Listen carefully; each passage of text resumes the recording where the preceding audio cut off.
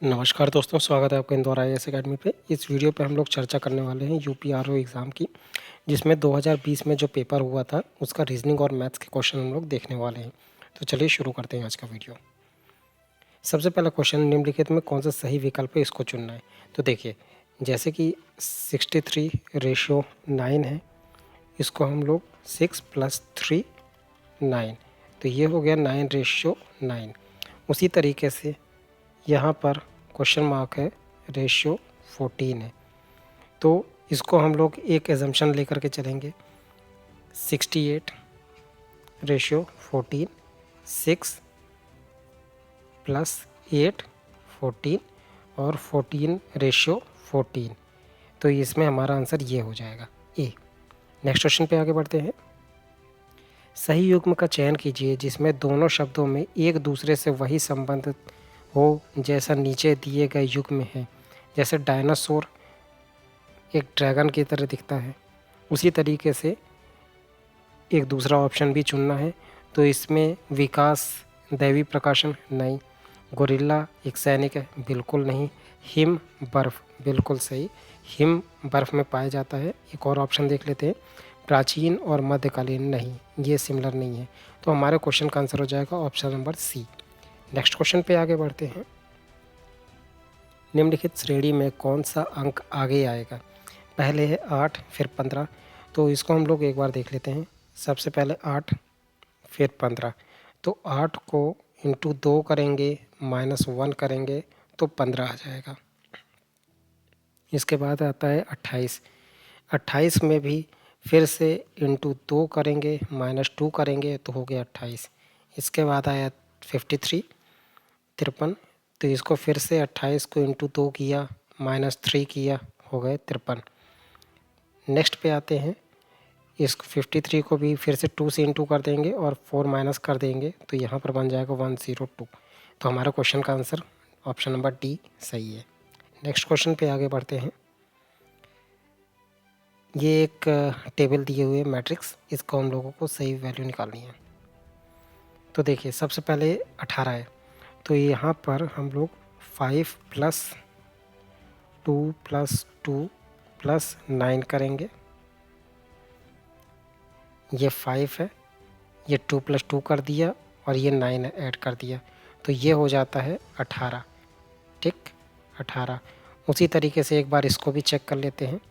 यहाँ पर 11 + 3 + 8 + 13 करेंगे, ये बन जाता है हमारा 26। सॉरी, यहाँ पर 1 + 1 किया है, तब आकर के यहाँ पर 26 आएगा। यहाँ पर 5 के आगे कुछ नहीं, मतलब 0 + 1 लिया गया है। तो अब तीसरा हम लोग देख लेते हैं। यहाँ पर 1 + 5 + 4 + 0 प्लस क्या ऐड करेंगे कि यहाँ पर इक्वल के बाद 20 आ जाए। तो यहाँ पर 6 4 10, 10 + x = 20, x = 10। हमारा ऑप्शन नंबर सी करेक्ट हो जाएगा। नेक्स्ट क्वेश्चन पे आगे बढ़ते हैं। ए बी का भाई है, सी का विवाह डी से हुआ है। यदि सी बी का भतीजा है तो ए का डी से क्या संबंध है। तो इसको आप लोग सबसे पहले ऐसे समझ लेते हैं, ए बी का भाई है, बी और इसका भाई ए। ठीक, सी का विवाह डी से हुआ है, सी बी का भतीजा है, बी का भतीजा, यहाँ पर सी है और सी का डी से विवाह हुआ है, सी डी हस्बैंड वाइफ है। तो ए का डी से क्या संबंध है। तो ये दोनों भाई हैं, ये इसका भतीजा है, तो ये इसकी बहू लगेगी, मतलब ए डी का ससुर है, ससुर। तो इस क्वेश्चन के अनुसार हमारा ऑप्शन नंबर ए करेक्ट हो जाएगा, father in law. Next question पे आगे बढ़ते हैं। यदि कारपेट को कूट के भाषा में TCEAPR लिखते हैं तो नेशनल को क्या लिखेंगे। तो इसको पहले तोड़ लेते हैं। CARPET,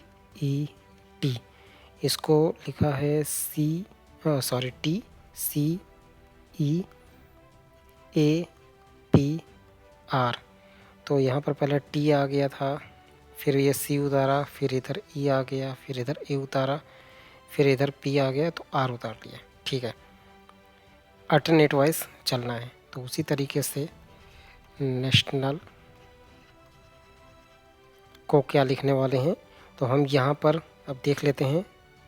ये सबसे पहले लास्ट में उतारेंगे L, फिर N, फिर A, फिर ये वाला A आ जाएगा, फिर उसके बाद N आ जाएगा, फिर उसके बाद T आ जाएगा, फिर O आएगा, फिर I आएगा। तो इसके अनुसार हमारा ऑप्शन नंबर C करेक्ट हो जाएगा। नेक्स्ट क्वेश्चन पे आगे बढ़ते हैं। H और E इज इक्वल टू 41 है और SHE हो जाएगा 49। तो THEM इसका वैल्यू निकालना है। तो इसमें देखिए HE अगर 41 है तो यहाँ पर S की वैल्यू निकल जाएगी। तो S की वैल्यू है 8। नेक्स्ट में अगर S की वैल्यू 8 है तो यहाँ पर हम लोगों को HSV की वैल्यू निकालेंगे। HS और V, HSV हो जाएगा 8 + 19 + 22, टोटल हो जाएगा 49। तो उसी तरीके से देम को GSVN ये इसका विपरीत हो जाएगा और इसकी वैल्यू आएगी 7 + 19 + 22 + 14, जिसका आंसर हो जाएगा 62। इसका आंसर हमारा ऑप्शन नंबर A करेक्ट है। नेक्स्ट क्वेश्चन के बाद चलते हैं। यदि 3 दिसंबर 2000 को रविवार था तो 3 जनवरी 2001 को कौन सा दिन पड़ेगा? तो यहाँ पर शेष दिन कितने बचे? 28 + 3 हो जाता है 31। ठीक, तो 3 जनवरी 2001 को, टोटल 31 दिन का जनवरी का महीना होता है। 3 दिन ये है, 28 दिन इस तरफ आ गए, तो विषम दिन है 3। तो 3 जनवरी को क्या होगा? मंडे से शुरू करेंगे, मंडे, ट्यूसडे, वेडनेसडे। तो वेडनेसडे इसका वैल्यू हो जाएगा। ऑप्शन नंबर बी करेक्ट है। नेक्स्ट क्वेश्चन पे आगे बढ़ते हैं। स्वप्न का जैसा संबंध वास्तविकता से होता है उसी प्रकार मिथ्या का संबंध निम्नलिखित में से किससे है? मिथ्या का संबंध हो जाएगा सत्य से, ट्रुथ। ये अपोजिट वैल्यू है। नेक्स्ट क्वेश्चन पे अपन आगे बढ़ जाते हैं।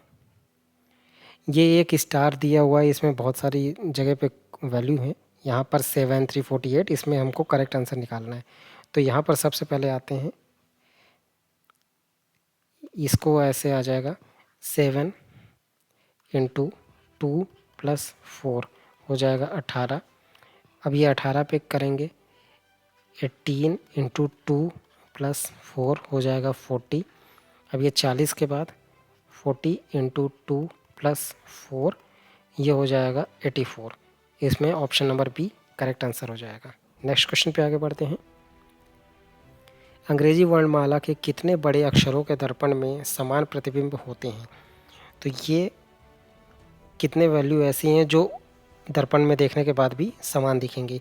तो इसका आंसर याद रख लीजिएगा, 11 ही होता है। मैं आपको बता देता हूँ कौन कौन से हैं।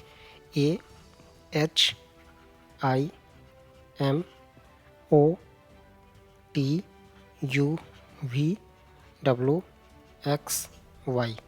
तो ये 11 शब्द हैं जिनको दर्पण में देखने के बाद भी सेम दिखाई देंगे। चलिए नेक्स्ट क्वेश्चन पे आगे बढ़ते हैं। ये मैथ से जुड़ा हुआ क्वेश्चन है और इसमें ऑप्शन तो नहीं दिया है।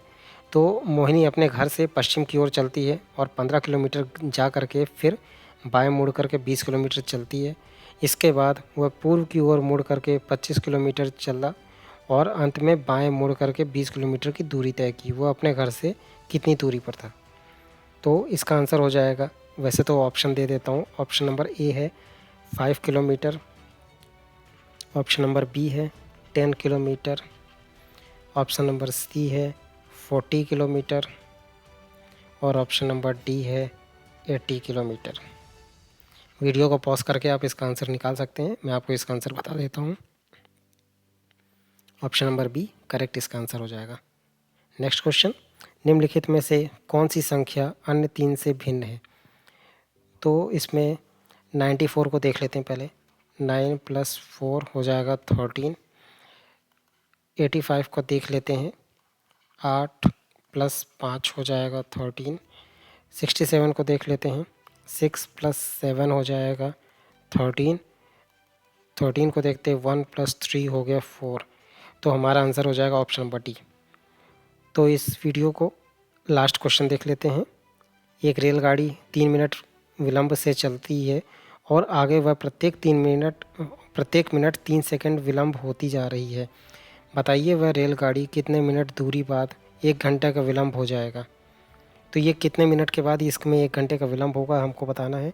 तो 1 घंटे में हो जाते हैं 3600 सेकंड।